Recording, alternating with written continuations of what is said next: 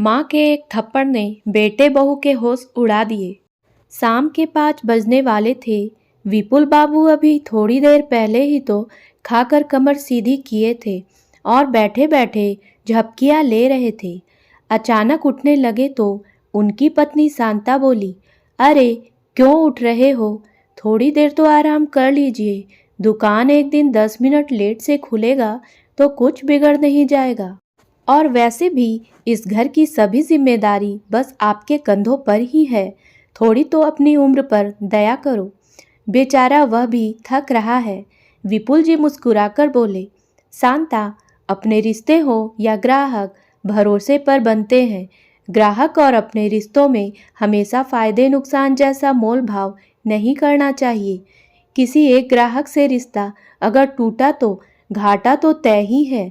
यह सोचो कितने ग्राहक होंगे जिन्हें भरोसा होगा कि मैं दुकान वक्त पर खोलूँगा और उनकी ज़रूरत पूरी करूँगा। तो मुझे अब जाना ही होगा। शांता जी बोली, अब आपकी उम्र नहीं रही दुकान की जिम्मेदारी संभालने की। दुकान की गद्दी पर किसी को बैठा क्यों नहीं देते? पूरा जीवन तो मजदूर की तरह खटते रहे। अब तो आराम कर लीजिए।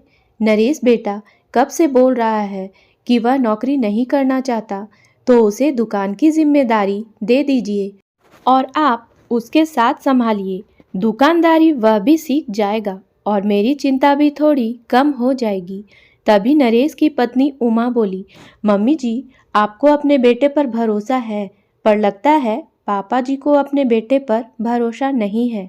पापा जी, आपके ग्राहकों से आपका रिश्ता आपका बेटा खराब नहीं करेगा। कुछ तो भरोसा रखिए। विपुल जी बोले, बहू, भरोसा बनाने के लिए भी भरोसा दिखाना पड़ता है। इस काम में नरेश ने कभी दिलचस्पी नहीं ली, जबकि इस घर के प्रति कुछ जिम्मेदारी उसकी और तुम्हारी भी है। तो मैं ज़बरदस्ती अपना कारोबार उस पर नहीं थोपना चाहता हूँ। शांता, अब दुकान खोलने में लेट करवाई हो तो आने में भी लेट हो ही जाएगा। इतना कहकर वह अपनी पुरानी बजाज स्कूटर लिए और दुकान की तरफ चल पड़े। मौसम बदल रहा था। जैसे पेड़ के पत्ते उसका साथ छोड़ देते हैं, वैसे ही विपुल जी का शरीर भी उनका साथ छोड़ने लगा था। आखिर मशीन को भी एक समय के बाद आराम दिया जाता है, पर वह अपने शरीर से ज़रूरत से ज़्यादा काम ले रहे थे। एक रोज़ नरेश पिता के साथ दुकान पर बैठा था। तभी विपुल जी के पुराने ग्राहक मित्र कैलाश बाबू आए और बोले, विपुल बाबू, क्या हाल चाल समाचार है? आज तो आपका बोझ हल्का करने बेटा भी बैठा है। विपुल बाबू हंसकर बोले, अरे कैलाश बाबू, आइए आइए, आजकल तो आप दिखते ही नहीं हैं। सामान आजकल या तो आपका बेटा या पोता लेकर जाता है। बेटा नरेश, छोटू को बोलकर 2 चाय मंगवा, यह हमारे पुराने ग्राहक हैं। नरेश ने उदास मन से 2 चाय के लिए बोला। कैलाश बाबू बोले, अब देखिए, छुट्टे पैसे लेकर पान खाने के लिए निकला था, तभी घर से फरमाइश आया कि घी भी लेते आइएगा, तभी रात में हलवा खाने को मिलेगा। तो बस 1 डिब्बा घी दे दीजिए और पैसे बेटे या पोते से भिजवा दूंगा, और नहीं तो खाते में लिख लीजिए। विपुल बाबू बोले, कैलाश भाई, कैसी बातें कर रहे हैं? आपसे हमारा रिश्ता बस ग्राहक वाला नहीं है। इतना भरोसा तो हम गैरों पर करते हैं, फिर आप तो हमारे सुख दुख के साथी हैं। तभी नरेश बोला, चाचा जी, खाते पर मैंने लिख दिया, बस आप दस्तखत कर दीजिए। विपुल बाबू बेटे से बोले, यह कैसी बातें कर रहे हो बेटा? यह हमारे पुराने मित्र हैं, दस्तखत करवाने की कोई ज़रूरत नहीं है। नरेश बोला, चाचा जी, आप ही बताइए, व्यापार और रिश्ते को जोड़ना क्या सही है? अब आगे बाबूजी की मर्जी। इतना कहकर वह बही खाता वहीं रखकर चला गया। कैलाश बाबू, हमारा जमाना विश्वास और रिश्तों पर चलता था। नए जमाने के बच्चे हर चीज़ का प्रमाण पत्र मांगते हैं। इसमें कोई बुराई नहीं है। लाइए, मैं दस्तखत कर देता हूँ। विपुल बाबू हाथ जोड़कर कैलाश बाबू से बोले, नहीं, मैंने रिश्ते हो या ग्राहक बड़े जतन से बनाए हैं, जिसके लिए दस्तखत की कोई ज़रूरत नहीं है। बेटे की कही हुई बातों के लिए मैं क्षमा प्रार्थी हूँ। कैलाश बाबू मुस्कुराते हुए चले गए। उस वक्त तो नरेश कुछ नहीं बोला सामने। जब दोनों घर आए तो नरेश पिता से बोला, मुझे लगता है अब आपको आराम करना चाहिए। दुकान का काम मैं संभाल लूँगा। वैसे भी उस नौकरी में कुछ रखा नहीं। अगर आप इसी तरह बिना पैसों के ग्राहकों को सामान देते रहे तो मुझे नहीं लगता कि कभी तरक्की हो पाएगी। कम से कम मुझसे एक बार तो पूछ लेते। अब विपुल बाबू ज़्यादातर घर में ही रहते थे। जब कभी नरेश को ज़रूरत पड़ती तभी वह दुकान पर जाते थे। एक रोज़ अपने स्वभाव के मुताबिक वे फिर एक दिन अपनी किसी पुराने ग्राहक को बिना पैसों के उधार सामान दे दिए। उस बात पर नरेश बहुत नाराज हुआ। पिता बोले, बेटा वह पुराने ग्राहक हैं, रिश्ते ऐसे नहीं बनते हैं, विश्वास भी कोई चीज़ होती है। नरेश बोला, मुझे रिश्तों से मतलब नहीं है और विश्वास गया तेल लेने। कल से आप घर पर ही बैठे, कोई ज़रूरत नहीं यहाँ आने की। बेचारे विपुल बाबू अपनी कमाई हुई इज्जत को समेट कर जा रहे थे। पीछे कर्मचारी बात कर रहे थे, बड़ी गलती कर दी बड़े साहब ने, जो अपने ही हाथों अपने व्यापार को बेटे के हाथों सौंप दिया। बची खुची इज्जत लेकर वह घर आए। 2 दिन बाद अचानक विपुल बाबू की तबीयत खराब हो गई। शांता जी को कुछ समझ में नहीं आ रहा था। वह पूछी, क्या बात है? 2 दिन से आप कुछ सोच रहे हैं, मुझे बताइए। विपुल बाबू कुछ कहते नहीं, बस छत की ओर देखते रहते थे। एक रात उनकी तबीयत बहुत बिगड़ गई। डॉक्टर को बुलवाना पड़ा तो पता लगा कि उनके शरीर के एक हिस्से को लकवा मार गया है। शांता जी समझ नहीं पाई कि अचानक यह सब कैसे हो गया। कुछ रोज बाद शांता जी उनके कुछ कपड़े डालने छत पर गई तो बहू बोली, मम्मी जी इन कपड़ों को नीचे सुखाया करो, इनसे बदबू आती है। लेकिन बहू, उनके कपड़ों को धूप की ज़रूरत है। इस उम्र में धूप लेकर भी क्या करेंगे? ऐसे भी उन्हें बिस्तर पर ही रहना है। कम से कम हमें तो जीने दीजिए। शांता जी कपड़े लेकर नीचे उतर ही रही थी। उन दोनों की सभी बातें उनकी पड़ोसन सुन रही थी। वह भी अकेले ही रहते थे।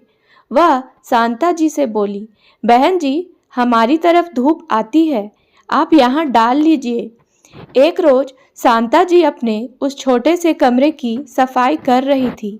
नरेश के बचपन की कुछ तस्वीरें देखी और उन्हें देखकर मुस्कुराई और अपने आंचल से पोंछकर विपुल बाबू को दिखा रही थी। उन्होंने देखा कि विपुल बाबू ने मुंह फेर लिया। शांता जी को समझ में आया कि कुछ बात है। बहुत पूछने पर विपुल बाबू ने अपने टूटे फूटे शब्दों में अपना दुख बयां किया। उस दिन शांता जी बहुत दुखी हुई थी और बाहर जाकर बैठी थी। तब उनकी पड़ोसन ने कहा, बहन जी मैं सालों से आपको देख रही हूँ और अब सब सुनती हूँ। एक बात कहूँ तो बुरा मत मानना। शांता जी बोली, बोलिए ना, अब तो किसी बात का बुरा भी नहीं लगता है। वह बोली, भाई साहब का शरीर काम नहीं करता, पर आपका शरीर और दिमाग दोनों काम करता है। तो आपने अपने पति के लिए या अपने लिए क्यों नहीं कुछ किया? मुझसे कुछ छुपा नहीं है। मेरे बेटे ने भी हमारे साथ ऐसा ही कुछ किया था। हाँ, फर्क इतना था कि विपुल बाबू की दशा हमसे खराब हो गई है, पर आप तो ठीक हैं। शांता जी बोली, बहन जी तब आपने क्या किया था? तब उन्होंने सारी बातें बताई कि किस तरह उन्होंने अपना सब कुछ वापस बेटों से ले लिया था। अब शांता जी ने भी हिम्मत की और यह सोच लिया कि अपने ही घर में एक पुराने सामान की तरह जीवन नहीं काटेंगे। शांता जी ने एक वकील से बात की और पति को सारी बातें बताई और सारे कागजात इकट्ठा की। कुछ दिनों बाद एक रोज शांता जी पति को व्हीलचेयर पर बैठाकर धूप में लेकर बैठी थी। तभी डाक से नरेश को एक नोटिस मिला। नरेश सबके सामने बोला, मम्मी आपका दिमाग तो ठीक है, इस उम्र में क्यों अपनी बची खुची इज्जत खराब कर रही है। शांता जी ने सबके सामने बेटे को एक जोरदार थप्पड़ जड़ दिया और कहा, यह मेरा घर है, मेरे पति ने बनवाया है। वह दुकान की गद्दी तुम्हें बैठने के लिए दी गई थी, कब्जा करने के लिए नहीं। उमा बोली, मम्मी जी आपको शर्म नहीं आ रही सबके सामने अपने जवान बेटे को थप्पड़ मारते हुए। यहाँ लोग क्या कहेंगे कि इस उम्र में भी आपको पैसों से मोह है। शांता जी ने दूसरा थप्पड़ बहू को जड़ दिया और बोली कि यह थप्पड़ तुम्हारे माँ बाप ने मारा होता तो आज हमारे रिश्ते ऐसे नहीं होते। बेटे को शर्म नहीं आई अपने पिता को सबके सामने बेइज्जत करते हुए। फिर मैं तो इसकी माँ हूँ और तुम भी सुनो, मेरे घर की धूप पर मेरा हक है। तुम दोनों इस घर से निकलो और अपनी छत का इंतज़ाम करो। बहुत हंगामा हुआ। कुछ लोगों ने कहा, इस बुढ़ापे में शांता जी यह क्या कर रही है, अब कौन सहारा बनेगा। एक औरत बोली, याद करो जिस बच्चे को आपने लाड से पाला उसे ही अपने घर से निकालोगी, क्या हो गया है आपको। शांता जी ने कहा, मुझे सहारे की ज़रूरत नहीं है। जिसे इतने प्यार से अपने खून से सींचा, जब वह अपने रिश्ते को भूल गया तो मैं क्यों याद रखूं। बहन जी, व्यापार हो या रिश्ते बहुत जतन से बनाने पड़ते हैं। आज मैंने यह कदम उठाया, समाज की जो हालत है कल आप लोग भी यही करेंगे। शांता जी अंदर गई और नरेश के बचपन की सभी यादों को एक डिब्बे में बंद कर लाई और देते हुए बोली, यह भी ले जाना, मैं सोच लूँगी कि मेरी कोई औलाद नहीं है।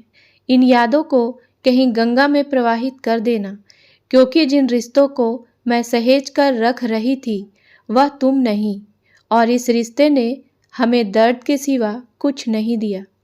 बाद में उमा के कहने पर नरेश ने कोर्ट में केस किया, पर उसे कुछ नहीं मिला, क्योंकि वह सारी संपत्ति विपुल बाबू ने खुद कमाई थी, ना कि उनके पिता और उसके दादा के द्वारा कमाई गई थी। अब शांता जी ने पति को ऊपर वाले हवादार कमरे में शिफ्ट किया और उनका इलाज करवाना शुरू किया। अपनी आधी संपत्ति उन्होंने अपने पोते के नाम कर दी और बाकी का सारा अपने जीते जी वृद्ध लोगों के नाम कर दी। मित्रों, रिश्ते हों या ग्राहक, दोनों से संबंध बहुत नाजुक होते हैं, जिन्हें बहुत जतन से हमें संभाल कर रखना पड़ता है। जिस तरह माता पिता नवजात शिशु को सहेजते हैं, क्या उनके तीसरे पहर में हम उन्हें सहेज कर नहीं रख सकते। आखिर क्यों हमारे रिश्ते बिगड़ जाते हैं।